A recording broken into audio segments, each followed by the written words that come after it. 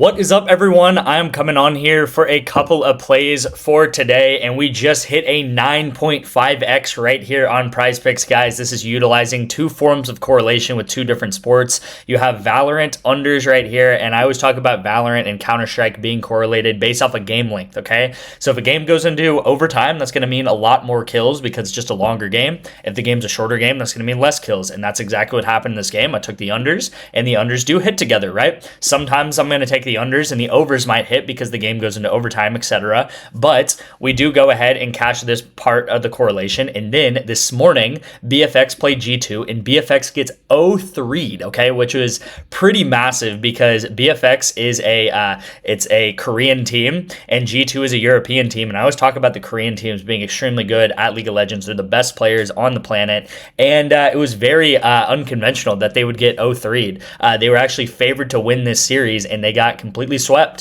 which is crazy, but I did take the unders, which is great to see. And you'll see that this guy gets 11 kills. His line was 16.5 because his team lost all three games. This guy only gets 4 kills because his team got so demolished as well, right? So he literally gets 4 kills when his line was 11.5, right? This is what Prizepicks and Vegas was thinking that his line would be, was about 11 to 12 kills, and he gets 4 kills because his team loses. So that is very correlated as well. Why is that correlated? Because if his team loses, you're going to go under.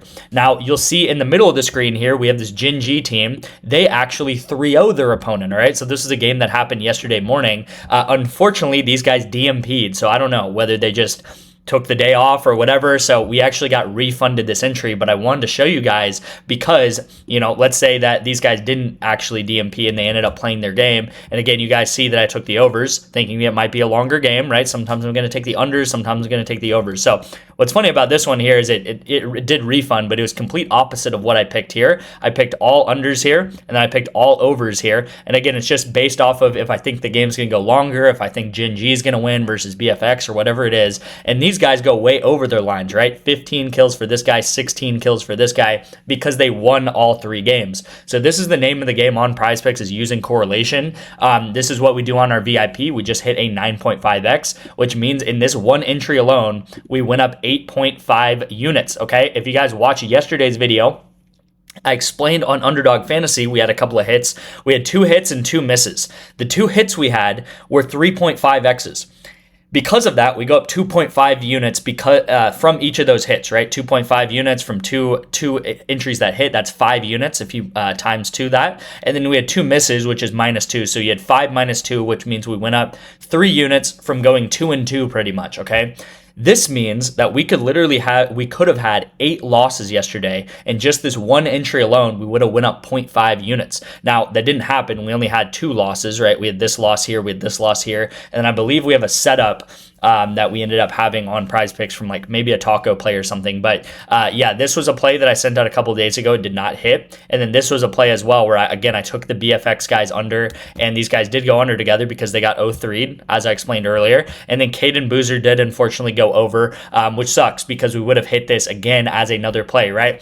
So the past week, guys, I do want to say that we hit an SGA discount, the taco, and we did go ahead and cash that. And then we also hit I think it was like a 5.5x or something like that, and that was with an OKC player a couple of probably like 5 or 6 days ago now, but that was a 5x entry right there. And then we have hit a couple of underdog plays as well. We actually have another underdog setup that we ended up setting up in the last video that I sent out with this guy right here, Tommy I'm just gonna call him. His name's obviously not that, but I do not know how to say his name, and he does go ahead and get 7 rebounds, and that is what we saw his line set at the past weeks, right? The past couple of weeks, his line was always at about 6 or 7, and his line was at 5.5. We take him over 5.5, and he does go ahead and hit his line there. So we were waiting for Skies at 5 p.m. to go ahead and hit. Now, I just went over this 9.5x. I'm going to delete that just because there's a lot of stuff going on there. But I want to talk about Underdog, right? You guys saw yesterday that we went 2 and 2 on Underdog, which means that we actually went up 3 units. So it was a really good day.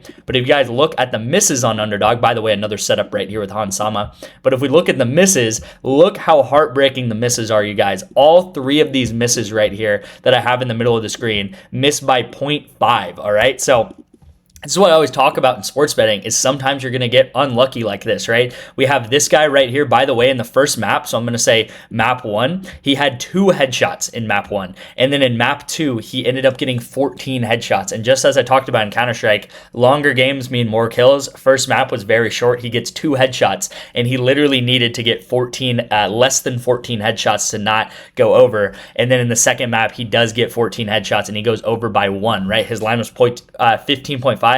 He gets 16, so he goes over by 0.5. This guy right here, QBFY, he goes over by 0.5 as well. His line was 6.5 and he ends up getting 7. And then Zywoo, his line was 36.5 and he ends up getting 37. All right. So if any one of these 3 guys would have gone under by just 1 kill or whatever it is in their respective video game, we would have cashed one of these. We could have cashed all of them potentially if they all went under by 1. And again, this is the daily fluctuations. Okay. This is the unluckiness that sometimes does happen in sports betting, right? This is objectively unlucky. We missed 3 entries by 0.5. That's very unlucky. But tomorrow we might get objectively lucky and everything hits for some reason. And that's why I always talking about sports betting as a long-term thing, because some days you're going to get unlucky, some days you're going to get lucky, and all of that stuff is going to even out over a long period of time. And that's why you need to track your bets, because you're going to see that long enough time horizon to be able to see, am I profitable? Am I not profitable? Obviously on the history of this channel, we are very profitable, guys. That is why I have this channel. That's why you guys are probably watching me. We're up 50 units so far this year on Prizepicks Underdog. We're up about 27, 28 units so far on the straight bets. I have a straight bet for you guys today, and I have I have a Prizepicks play and an underdog play for you guys today. Again, focusing on a lot of March Madness plays as well, because that is the big thing going on right now. In 2024, guys, we were very profitable, extremely profitable. 600 units in 2024. I still to this day have not seen someone go up 600 units in a year and document the process of it on a YouTube channel or on Twitter or something like that, where you guys would see every single play pretty much that I took. You guys can, I have that on my channel documented in 2024, and then 2025 we went up about 300 units. My goal this year is to go up 500 units, which might seem crazy, but again, in 2024 we literally went more than that and went up 600 units. All right, so I'm just looking to go right in between the past 2 years that we have had. If you guys want to get into the VIP, if you guys want to start actually being a profitable sports bettor, I recommend signing up for Sleeper. It's the #1 way to get into my VIP right now. Text me Sleeper, I'll get you guys the instructions. It takes probably 10 minutes, no, probably 5 minutes, I would say. It probably takes 5 minutes max. You just put in your information, you put 10 bucks in, and you take a $1 entry. Again, it takes probably 5 minutes, and then I will get you guys that $10 deposit back. All right, so you're going to put 10 in. I'll Cash App or Venmo you back the $10, so it's completely risk-free. You're losing no money whatsoever. Actually, you're gaining money because you're putting money into Sleeper, and then I'm paying you back. So you're gaining money on top of it because you're going to have money in Sleeper now. You get a free $20 entry on Sleeper, and you will get 2 free months of the VIP. All right, so there's like 5 or 6 different wins that I just talked about there with getting free money and Sleeper and 2 months free, guys. It's very, very good to get signed up for Sleeper, and you guys will get 2 free months of the VIP. And we are going to profit on that long term. You'll get the entire March Madness with that, of course, as well. Just on top of that, right? So the first pick of the day is going to be on REBET. This is what I call one of my straight bets, right? On straight bets, I take it either on ONYX or I take it on REBET, all right? Straight bet of the day is going to be Prairie View A&M Panthers versus the Gators to go under 155.5 points, all right? It's pretty much even money. It's -110 right now. I'll take it to -120. You're seeing that this is pretty much a 2x our money, and it's just a straight under on this game, under 155.5, all right? So this is going to be the first pick of the day on the straight bets. As you guys will see on the straight bets, guys, we have an 18% ROI. We're 71 and 48 right now on the straight bets, which is insanely good, right? That's like a 65% hit rate right now on the straight bets. And then you guys will see on Prizepicks and Underdog, we do not have that type of hit rate. We actually lose a ton on these apps. Why do we lose a ton on these apps, guys? Because I play a lot of 4-mans, right? I obviously deleted it, but I play a lot of 4-mans like this. So the 4-mans, you might only hit 1 in 6 of them or 1 in 7 of them, but when they do hit, you're going to go up 9 units or 8 units just from 1 entry alone. So we're going to expect a lot of misses on Prizepicks and on Underdog because I play a lot of entries like that, right? And it's very, very important to understand that, because you're going to see a lot of misses on your Prizepicks account, and that's completely fine. That's the name of the game. That is all planned, right? We're expecting to miss a lot on Prizepicks and Underdog, not so much on ONYX and REBET, because we just play a lot of, double up our money or minus 150, plus 150 type of bets. And a lot of these ones on Underdog and on Prizepicks are like, 9Xs and 10Xs, of course. All right. So this is the first play of the day, guys. Second pick of the day is going to be on Underdog Fantasy. This is going to be a full eSports one. And then I do have a 2-man on Prizepicks, which is going to be full March Madness. All right. So quickly on Underdog, guys, they give a 3.5x payout on 2-mans, which is the best odds or whatever you want to say in the industry right now. So definitely have a Underdog account. If you want to be profitable in 2026, it's pretty much mandatory that you have Underdog because they give out such great payouts on their 2-man and 3-man entries now. They actually just recently switched that about a month ago. They were 3Xs, now they're 3.5, and then they were 6X for 3-man picks, and now they're 6.5. So really amazing for them to do that. This is going to be the play of the day on Counter-Strike on Underdog, and we're taking this guy here. I think his name is Fuku or something like that, and I'm taking him under 16.5 headshots. This is happening at 4 p.m. Central Time, and then I'm taking drop to go higher than 13.5 headshots in his game happening at 9 p.m. Right? So again, make sure that it's back-to-back versus clashers. Make sure you have this guy in lower headshots, and you have this guy in drop to go over headshots as well. Again, you guys can do the same thing that I just talked about with Sleeper, but you can do it on Underdog, you can do it on Kalshi, you can do it on REBET, as I have here in all these states. REBET is legal in. So again, utilize these apps.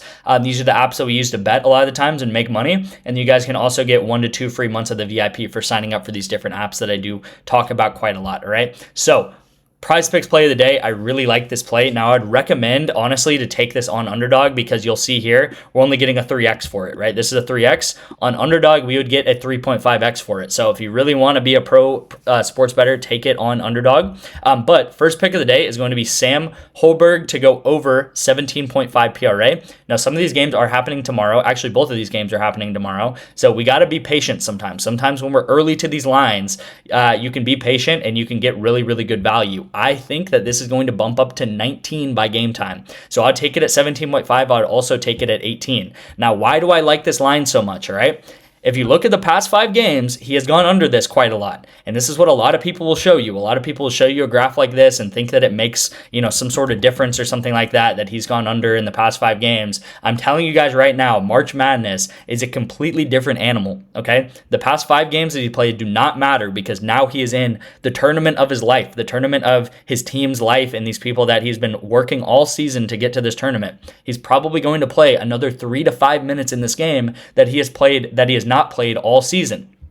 Now, on top of this, if you look at his last 15 games or his last 20 games, he looks like absolutely Mr. Consistent with every single game, pretty much getting 25 PRA, all right? So these last 5 versus last 15 versus last 20, I try not to focus on them too much, okay? Because they don't really matter, all right? If I look at a game back here from November, it's not going to be the same versus looking at a game, yesterday, okay? So again, you'll see his minutes. Normally, when he gets higher minutes, you'll see this little bump up right here where he gets higher minutes right here. This is probably what we're going to see in March Madness because this is a very close game, right? You'll see Nebraska and Vanderbilt are 50-50 right now based on if these guys are going to go over or under together, okay? So he does have a lot of consistency as well, but my number one reason of why I like this play, guys, is if you look at the past lines, and this is what I talked about yesterday, all right? If you look at the lines that these different apps have set over the past couple of weeks, on the 13th, they had his line at 18.5, right? Underdog had his line at 18.5. Underdog had his line at 19.5 on the 8th of March. On the 3rd of March, they had his line at 21.5, okay, then 20.5, and then 22.5, and yada, yada, right? I could go on and on and on into February. But as you guys will see, his line is about 2 to 3 PRA higher than it is right now on Prizepicks, okay? So this is why I always talk about looking at other sports books and using other sports books against them, all right? Dabble, Underdog, Prizepicks, are they the most sharp books ever? Are they like, are they going to be completely on point 100% of the time? No, probably not, but they know what they're talking about, all right? There's a reason why Underdog and Prizepicks and Dabble, these apps are in business because most of the time they know how to set their lines properly. This is a very, very off line at 17.5 right now, right? You'll see across the board, Sleeper has him way over it. And again, these are actual lines that are being set by these apps. And this is why I love this, thing to look at player props is not because of this last 15 games, last 20 games. I love it because you can see the actual prop history of what this guy's line was set at in the past, over the past week or whatever it is, okay?